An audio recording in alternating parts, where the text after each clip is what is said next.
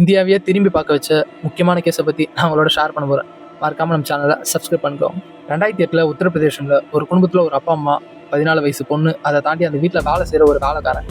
அந்த ஃபேமிலியில் பார்த்தீங்கன்னா எல்லாரும் ஒரே ஃப்ளாட்டில் இருக்காங்க. அந்த வீட்டில் 2 பெட்ரூம், ஒரு ஹால், ஒரு கிச்சன், ஒரு பாத்ரூம். ஸோ அந்த பொண்ணுக்கு தனியாக ஒரு செப்பரேட் ரூம் கொடுத்துருக்காங்க. அந்த அப்பா அம்மாவுக்கு ஒரு தனியாக ரூம் கொடுத்துருக்காங்க. இவங்களை தாண்டி அந்த வீட்டில் வேலை செய்கிற வேலைக்காரன் அதே ஃப்ளாட்டில் தனியாக ஒரு ரூம் எடுத்து தங்கியிருக்கான். எல்லாருமே நைட்டு தூங்கிட்டு காலையில் எழுந்து பார்க்கும்போது ஒரு ஷாக்கிங்கான நியூஸ்.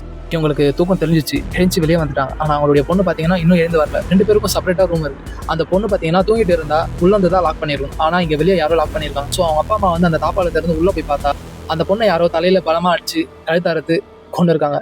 ஸோ அப்பா அம்மா சொந்தக்காரங்களுக்கு சொல்கிறாங்க, பக்கத்து வீட்டில் இருக்கிறவங்க சொல்கிறாங்க, போலீஸுக்கு சொல்கிறாங்க. போலீஸ் வராங்க, பக்கத்து வீட்டில் இருக்கிறவங்களை விசாரிக்கிறாங்க, அப்பா அம்மா விசாரிக்கிறாங்க, சொந்தக்காரங்களை விசாரிக்கிறாங்க, அந்த வீட்டில் இருக்கிற எல்லா விஷயத்தையும் பார்க்குறாங்க. ஆனால் போலீஸ் வந்து எல்லாமே இன்வெஸ்டிகேஷன் ஸ்டார்ட் பண்ணுறதுக்கு முன்னாடி அந்த பொண்ணு வந்து பார்க்கறதும், அந்த ரூமில் போயிட்டு அங்கங்கே டச் பண்ணுறதோ, அதனால எந்த ஒரு சாட்சியும் அந்த இடத்துல கிடைக்கல. ஸோ அந்த வீட்டில் எல்லாருக்கிட்டையும் விசாரிச்சதுக்கப்புறம் போலீஸ்க்கு ஒரு ஸ்ட்ராங்கான டவுட் வருது. ஏன்னா சொந்தக்காரங்களோ பக்கத்து வீட்டுக்காரங்களோ அப்பா அம்மாவும் கிடையாது. அப்போ யார் அப்படின்னு திங்க் பண்ணும்போது அந்த வீட்டில் வேலை செய்கிற வேலைக்காரன் மேலே ஒரு டவுட் வருது. அந்த டைமில் அவங்க ஸ்ட்ராங்காக கன்ஃபார்ம் பண்ணணும் திங்க் பண்ணும்போது மறுநாள் பார்த்தீங்கன்னா அந்த வேலைக்காரன் அந்த பொண்ணோட வீட்டு மாடி மேலே டெரஸில் அவனும் அந்த பொண்ணு இறந்த மாரி தலையில் பல தடியோட கழுத்து அறுக்கப்பட்டு இறந்து போகிறான்.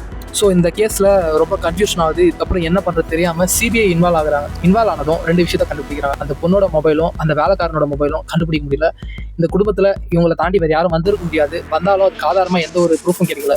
ஸோ அந்த டைமில் என்ன பண்ணுறாங்கன்னா 2013 ட்ரையல் கோர்ட்டில் அவங்க அப்பா அம்மாவை இவங்க தான் பண்ணியிருப்பாங்கன்ற ஒரு சந்தேகத்தின் நடுவில் 3 வருஷம் கேஸை போட்டு உள்ளே தள்ளுறாங்க. அதுக்கப்புறம் 2017 அலகாபாத் கோர்ட்டில் அவங்கள வெளியெடுக்கிறாங்க. எந்த ஒரு ப்ரூஃபும் இவங்க தான் பண்ணாங்கன்றது கன்ஃபார்மாக இல்லாததால். இந்த வீடியோவில் நான் என்ன சொல்கிறேன்னா, அந்த கொலை அவங்க அப்பா அம்மா பண்ணாங்களா அப்படின்னு கேட்டால் கண்டிப்பாக நம்மளால் கெஸ் பண்ண முடியாது. ஒருவேளை அவங்க அப்பா அம்மா அதை பண்ணியிருந்தா, அந்த பொண்ணு ஏதாச்சும் தப்பு பண்ணியிருந்தா, சொல்கிறது கேட்காம போயிருந்தா, தப்பான வழியில் போயிருந்தா, கொள்றதுக்கான வாய்ப்பு நிறைய சான்ஸ் இருக்குது.